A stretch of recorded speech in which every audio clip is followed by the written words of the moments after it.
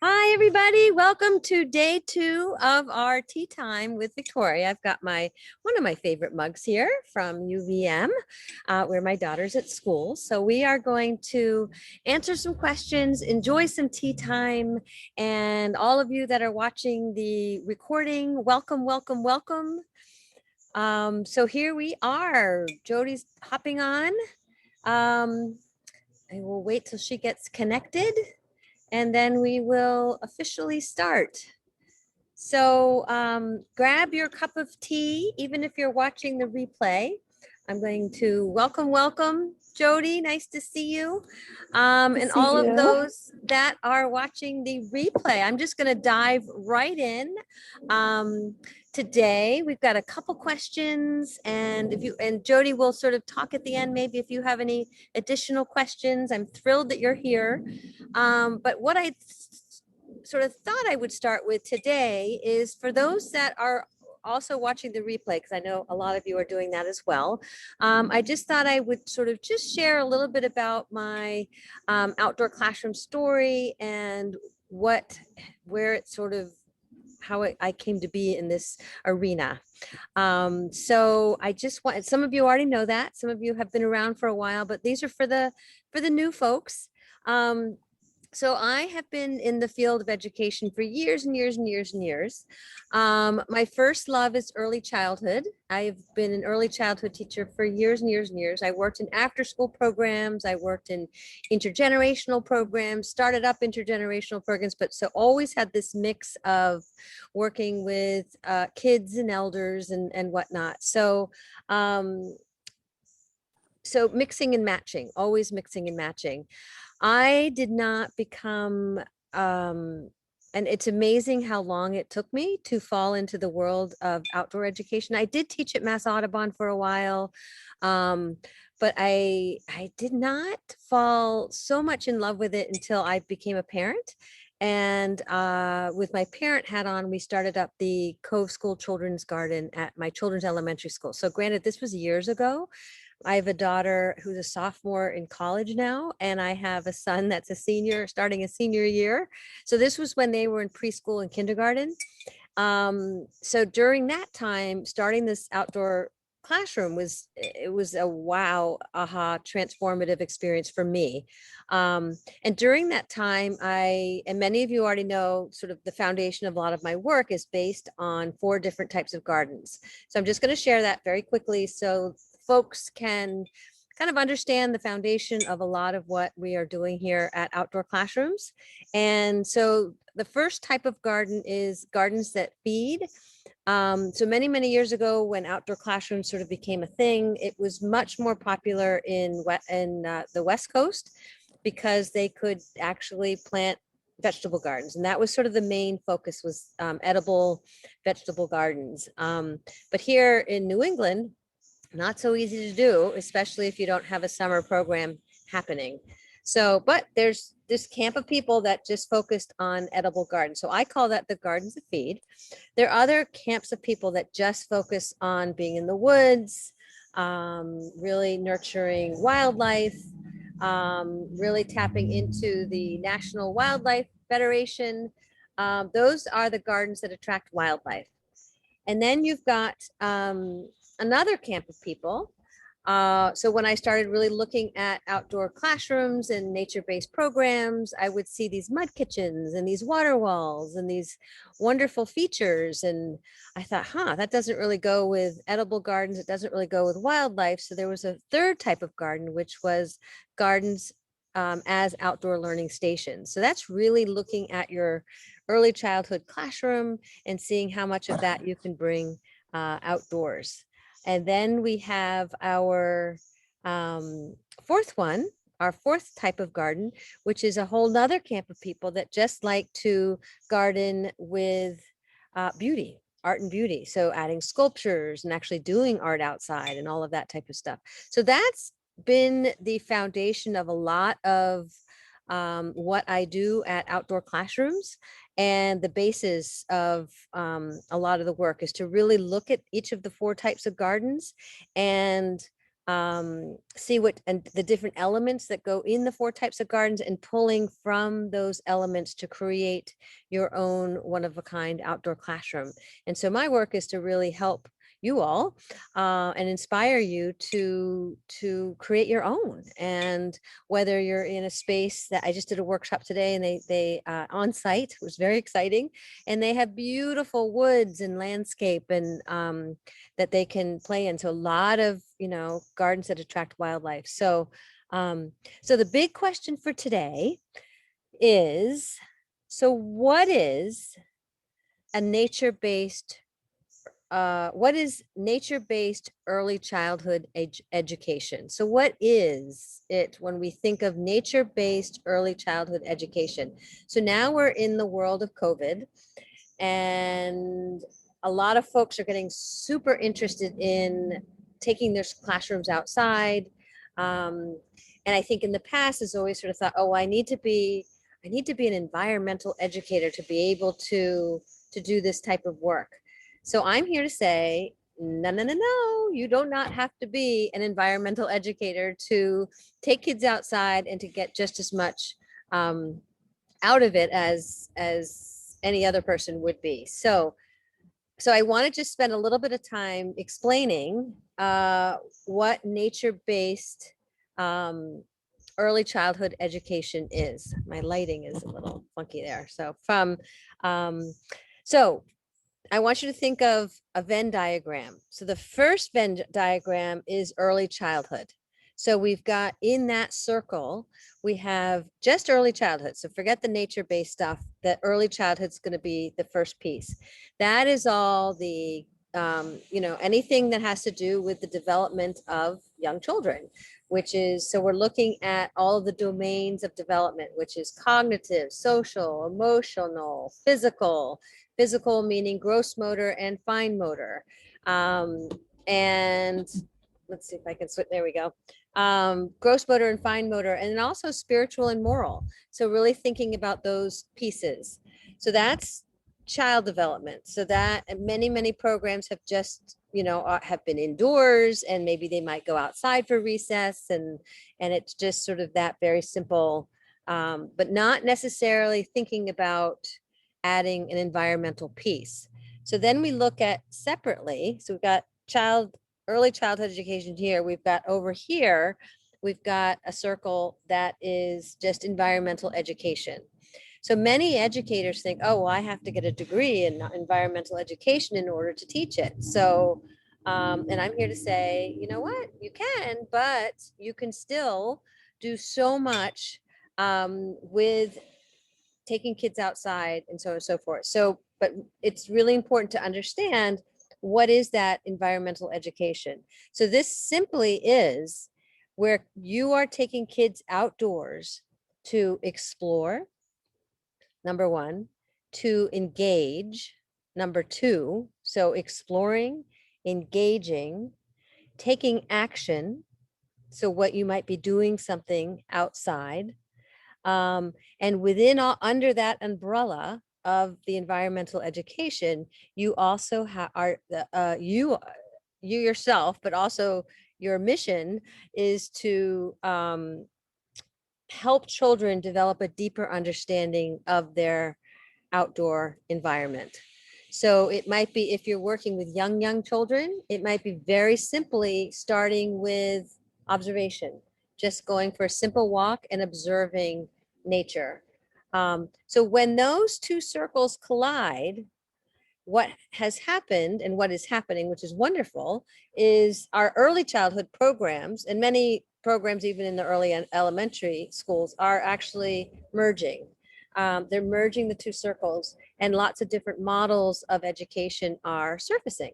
So we've got, you'll hear words like nature preschool, and you'll hear forest kindergarten, and you'll hear all of these different types of programs. And many, depending if you really want to get into it, you'll hear forest kindergarten, and a lot of that has come from the UK and over here. And that depends on how much time the children are actually spending outdoors. So because of COVID, it's been really, really wonderful to more and more educators are setting goals to spend more time outdoors, actually through the winter and through all the different seasons. So, and the forest programs are the ones that are really the ones that are spending 70 to 100% time outside. And the shelter space is outdoors, is usually just like a sort of a shelter, not an indoor necessarily classroom. So really thinking about your nature-based preschool. I don't care what language that you use. What I care most about is the percentage of time that you spend outside, and that you're setting goals to spend more time outside and how to do that. And that's what we are here to help you at Outdoor Classrooms. So just to reiterate this first part, which is, what is a nature-based early childhood education program? So we've got early childhood and all of the domains of development that go within that, and everything that we do is to enhance those domains of development. So you've got cognitive, social, emotional, physical, which combines gross and fine motor, and spiritual and moral. So that's all there. Then on the other side is the circle that is environmental education, and that focuses on exploring, engaging, taking action, and developing a deeper understanding of the outdoors. That might be birds, it might, so thinking about, really dissecting all of the things that are in your environment. And we can talk about what is in your environment, because some of you might be in the country, some of you might be in the city, and so what is nature to you? So when those merge, when you've got environmental education and early childhood education merging, you get a nature-based program. Okay. And so in that nature-based program, the goal being, they can be called there are many different models, but the goal being that you want to spend as much time outside as possible, which is really super exciting. And because of COVID and all of that's happening, unfortunately, the silver lining has been that many educators and programs are rethinking how they can spend more time outdoors. So one of the big questions that came in today, or for today, was, how can we engage more help in caring for our outdoor classrooms? So we've created these incredible spaces. You've embraced the idea of early childhood nature-based programs. They need to be sustainable. And that's a huge, so we talk about that a lot at our Outdoor Classrooms boot camp, which is, I think sustainability is the final fifth phase. But with that, I think in terms of, I have 6 different ideas for you in terms of how to engage more help in your outdoor space. I have probably more than 6 actually, but the first one is to get your community involved. So get your community, find out who's in your community, what things that they can donate, how you can get help in that regard in the larger spectrum. Within your school, find out if there is a core group of people that can be responsible for certain spaces. You might be in a school that has many, many spaces. You might have a school or a program that has just one space. So depending on what that is. So depending on the size of your school or your program, that depends on if you would create a sort of green team type of thing. And they would be in charge of finding that support. If you have a program that has a maintenance person that helps, you want to befriend that person with incredible gratitude, and they will often help in terms of really helping create and transform that space. But you want to have advocates and all of that in place. As far as working with the kids, you want to first lead by example. So what is it that you're doing in the program, in your space? Do you have places to put things back, that type of thing? What are your systems and what are your routines? Another one is to just simply take the kids outside so they are becoming accustomed to the space, and how to use the space. And there's some normalcy. It's not just we go out for a special thing and then come back, but it's the more time that you're going to be able to spend outside, the better. That will that the children will find that there's some ownership to that space, and they will start caring for it. And that's the goal. That is the goal. We want our children to develop that relationship with the environment, with the outdoors, so they in turn will take care of it. And we need to be that facilitator that helps that along. And I am here to support you. So that's sort of how that works. Um, we want to set up systems in your outdoor environment where the kids are, the 3 R's: reducing, reusing, and recycling. Whatever that may look like, what's kind of cool is that it will look different in all environments. And that's again where we as our outdoor classrooms community comes in, and you can see what other schools are doing, and a lot of really cool stuff. Another thing is to, depending on the age of the children, I think uh, giving children chores in the outdoor space, and what that might look like. Um, the other one is compost project. Again, how far do you want to take it, and what type of garden do you have? You might be in the woods. That might not be something that you're interested in. And then something huge, which we did at Cove School, which was we had two main garden cleanups. And this was when we didn't necessarily have outdoor spaces for every single classroom at the time, because it was way before COVID.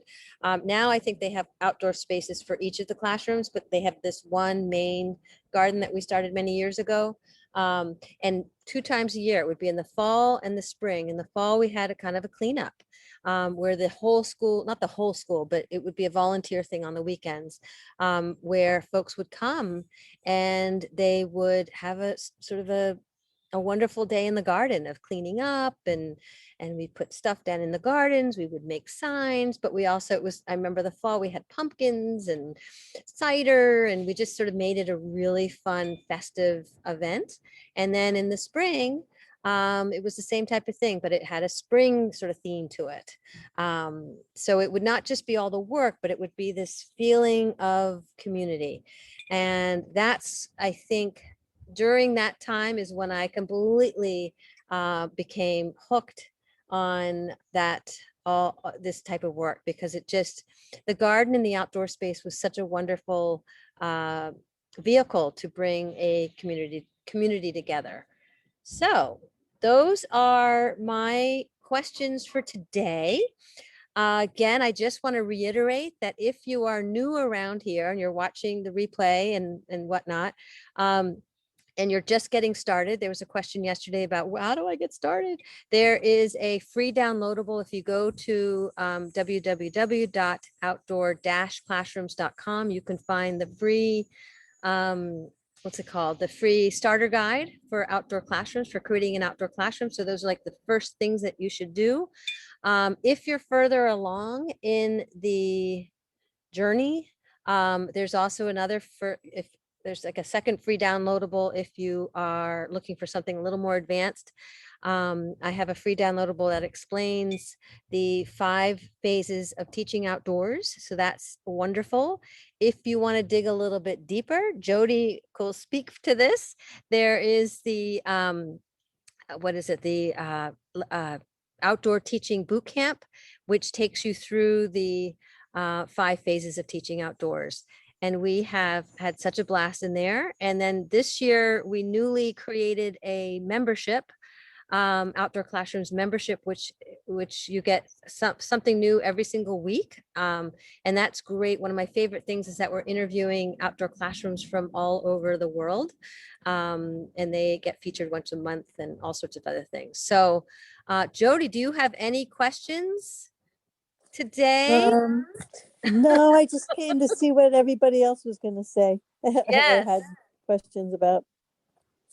Well, that was our big question today, was how can we engage more health in caring, and what is nature-based early childhood education? Good ones. And I've got my mug from UVM. And I'm Ah, outside, it's not raining. yay. Oh, Yeah, it's it's not beautiful. raining. Yes, I feel I had a workshop this morning and it didn't rain. I was so happy. That's So great. anyway, so that's our little tea time with Well, Victoria. thank you. And if you Thank you. have Thank you. any questions, put them in the comments, and I will be back tomorrow. Sounds good. And it's recorded every day, so we'll get It's to recorded, and hear it. all the recordings will be in the Facebook.